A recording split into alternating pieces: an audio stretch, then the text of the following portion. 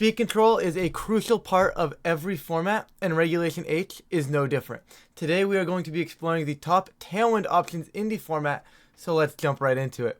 We're going to kick this one off with Talonflame.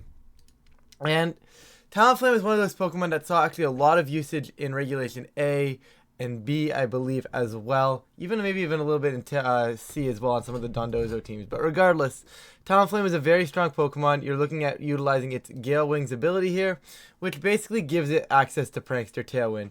Gale Wings, for those that may not know, gives increased priority to flying type moves, and that is indeed what Tailwind does. So obviously, we're not going to talk about what Tailwind does, but we're going to talk about the rest of why Talonflame is so strong. Now, one thing I really do like here is honestly just having Brave Bird. Having flying type offense is always going to be good. There's a lot of things that like to go Terra Grass in this format. There's a lot of regular grass types, the fighting types in terms of like the Annihilates. There's a lot of things that Brave Bird wants to hit.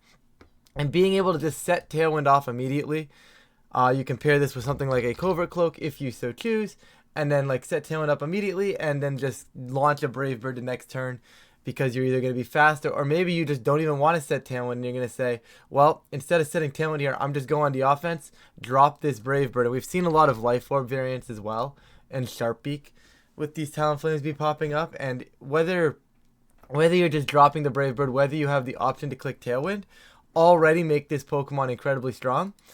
And you just add stuff like Will-O-Wisp and Taunt as supporting moves on this piece, and it is incredibly, incredibly strong. You can also, of course, drop the Flare Blitz. I'm less of a fan of Flare Blitz, but it is something that you're allowed to use. It's definitely a very valid option on the right team.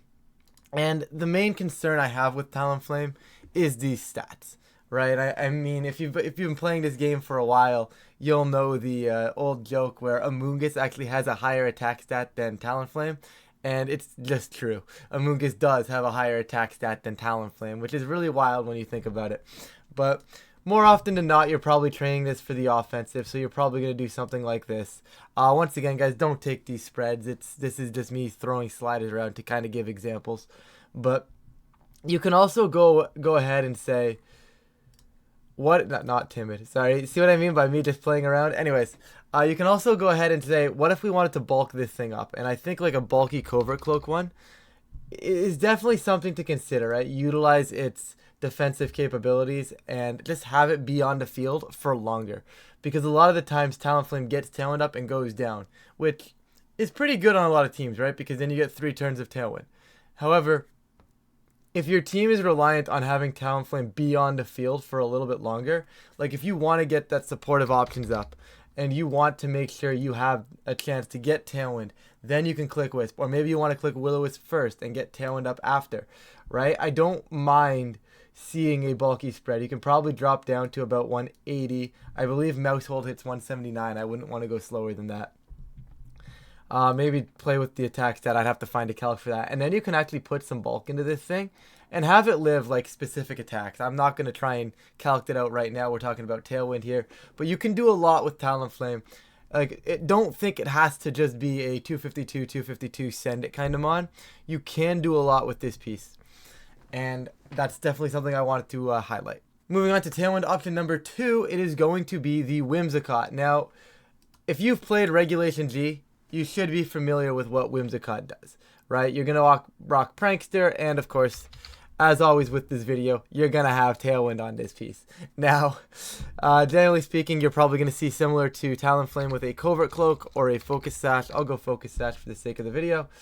And then you just get cool offense. And what I like about Whimsicott in this format a ton is you get access to a Fairy move. And there is a very, very limited amount of Fairy offense in this format right now. You have maybe Primarina, Sylveon, and like the odd Mimikyu you're gonna see pop up. I'm sure there's a few more that I'm missing, but regardless, Fairy offense is very limited, so having a Fairy offensive move is incredibly strong. And then like Talonflame, you can either pair it with its Energy Ball if you really need grass coverage, or you can pair it with those supportive moves. In this case, you can go Encore.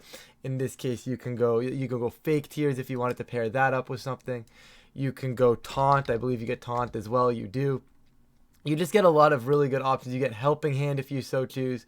There is a lot of options here that you can just take advantage of. Protect is another very strong option because then you're able to like protect on that last turn of Tailwind. Tailwind comes back up, you get to go, you know what I mean? And you just get the cook. So Whimsicott is better than Talonflame in my opinion, just based on the fact that you're always having access to that priority Tailwind. So you can kind of get Tailwind set up once, and if you're around later on, even if you've taken a little bit of damage onto you, you can just reset that Tailwind. So that permanent ability to just pressure Prankster Tailwind is really, really strong for Whimsicott in this format. Of course, like the Talonflame, you have speed and nothing else on this Pokemon. So once again, you can definitely just go with the Sash 252. But similar to the Talonflame, you can definitely decide to bulk this one up a little bit. You're Prankster, right? So you can probably just drop speed. You don't really need to be that fast, depending on how much you want to really lean into your opportunities here, like lean into your skill set. But as a whole, I mean, like I said, you can go bulky, you can go offensive, but Whimsicott is definitely a very strong option in terms of getting Tailwind up for your team. This next pick is actually going to be controversial a little bit because I don't think Pelipper should be setting Tailwind a lot on a lot of its movesets. However, for the sake of the video, because it can set Tailwind and it is a very strong Pokemon right now, I am putting Pelipper on this list. Now, generally speaking, you are seeing Pelipper with the Focus Sashes, and the main reason Pelipper is seeing play is because right now, Rain plus Archaludon is incredibly, incredibly strong right now. So just having Drizzle alone to enable the Archaludon to click those Electro shots in one turn, it just allows Archaludon to go, and it pairs very, very well synergistically with that piece, right? So you're going to have Weather Ball more often than not. You can hit pretty hard with Rain boosted Weather Ball. You hit pretty hard with Hurricane. You don't have to worry about missing. And those two alone are very good. Now, normally, this is where the Pelipper moveset varies, right? Normally, you see something like Wide Guard Protect. You can use Helping Hand here. You can use Tailwind Wide Guard, right? You have a lot of options. And I think that's where things kind of get dicey, right? And that's why you tend to lose Tailwind on this piece a little bit because there's just really not a lot of room for it, right? Because you really appreciate Wide Guard for like the Trick Room stuff and like the Expanding Force spam. And then you also appreciate Protect because you like having Protect. But I've seen a lot of players not put Protect and use Tailwind. I've seen a lot of people not use Wide Guard and use Protect Tailwind, right? You have a lot of room to play there. Pelipper is a very strong piece when it comes in terms of that. And generally with this, you're running 252 if you're running the Sash variant. But as a whole, it's a really cool mon. There's options. You don't necessarily need Tailwind, but I do think it's a valid option for Tailwind support if your team decides to need it. And I think having it on Archaludon plus Rain is very strong because a lot of things are going to try and outpace that Archaludon. But if you can get a Tailwind up, you end up being just a little bit faster and makes your Archaludon that much more threatening in my opinion. But you definitely don't need Tailwind on this piece, but it's used enough on this piece for me to justify putting it on this list. Back to everybody's old faithful, Murkrow. And Murkrow, once again, very similar to the Whimsicott in terms of getting that Prankster Tailwind on the board. And there's two options you can really go with. You can go with an Eviolite really bulky set, or you can just go Sash. Both are very valid. I'll put Eviolite for the sake of the video. And what you get on Murkrow that you don't get on other pieces is you get access to Foul Play if you so choose. But more importantly, you get Haze. And I think Haze is really what I'm going to spend time talking about on this Prankster piece. This effectively just is a Dondozo matchup. You bring it in after Dondozo gets set up. You click Haze. Dondozo is no longer set up. And it's a really strong option strictly because of that. You can also pair this well with maybe something like Goldengo. We saw a lot of that back in Regulation A, where Goldengo would walk in, it would click Make It Rain, and it would do Tailwind, Make It Rain. The next turn you would be able to Haze, you would drop the stat drop. You would get rid of the stat drop on your Goldengo because of the Haze, and for some reason Haze goes through good as gold. Unlike like every other priority move, Haze for whatever reason decides to work. So you can Haze away the Goldengo drop, you then Make It Rain again. You can also do this with, I believe, the Hydreigons and the Draco Meteors. So you can go Tailwind, drop a Draco, Haze, drop another Draco. Sort of things like that. So you can do a lot of cool things with Haze, and I think that's why Murkrow is making the list. This right here is why, because if I'm just looking for Prankster Tailwind or Priority Tailwind, I'm using Talonflame or Whimsicott every time in my opinion.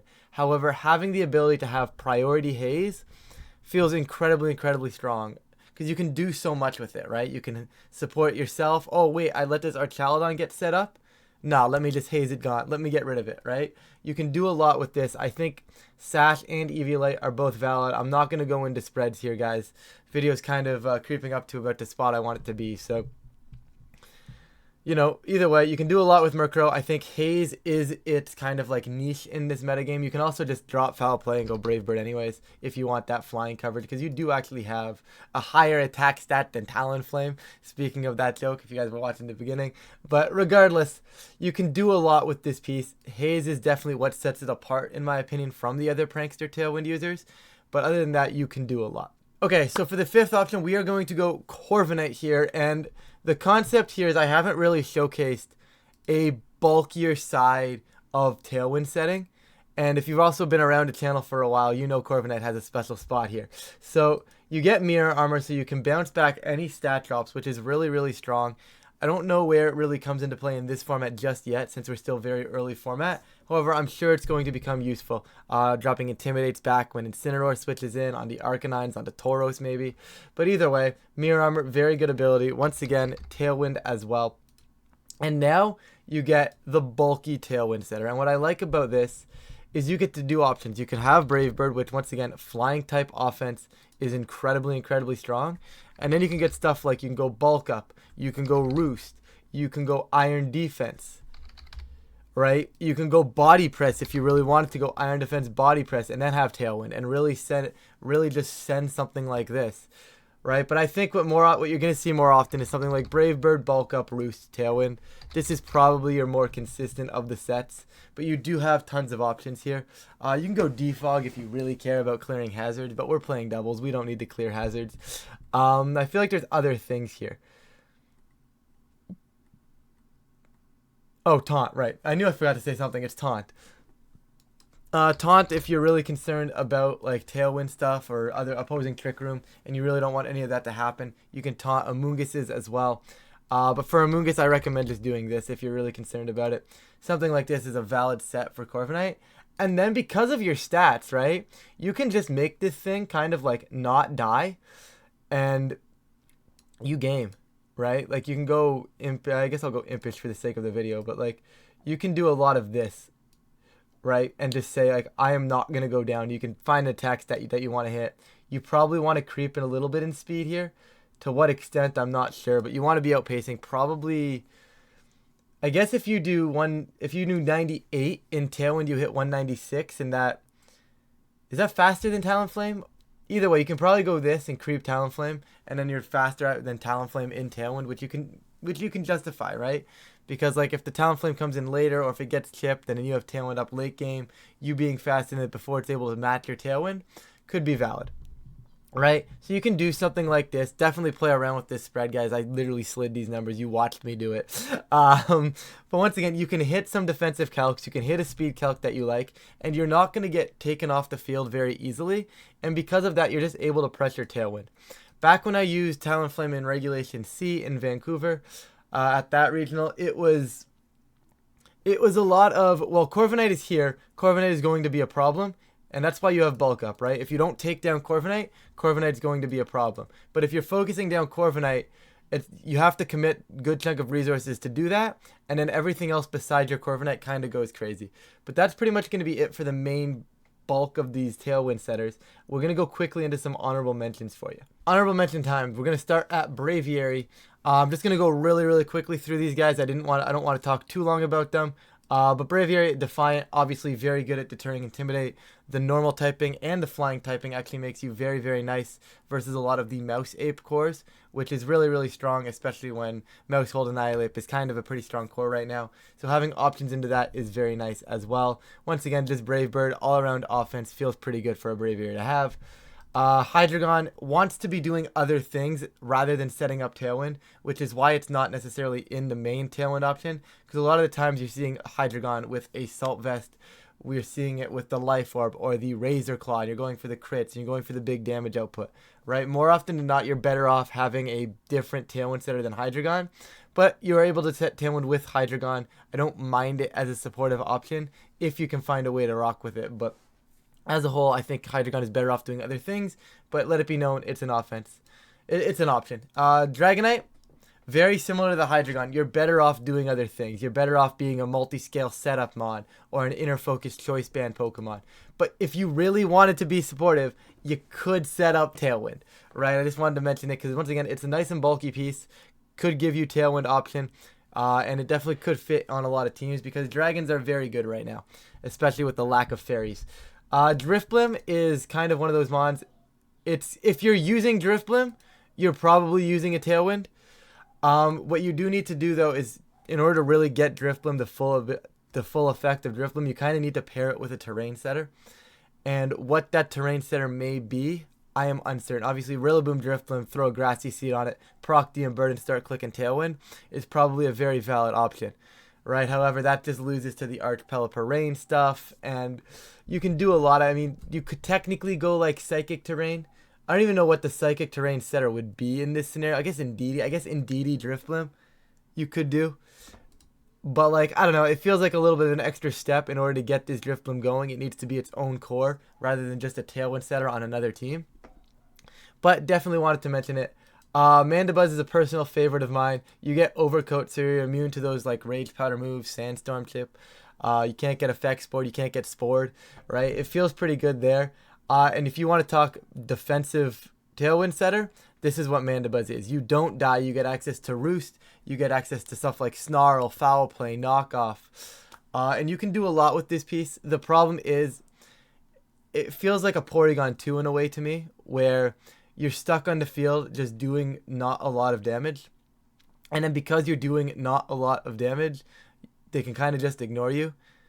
So you kind of just end up sitting there. And the thing with Porygon 2 is Porygon 2 is able to just be like, yeah, I'm just going to set Trick Room. But then because of download, I'm actually able to do damage.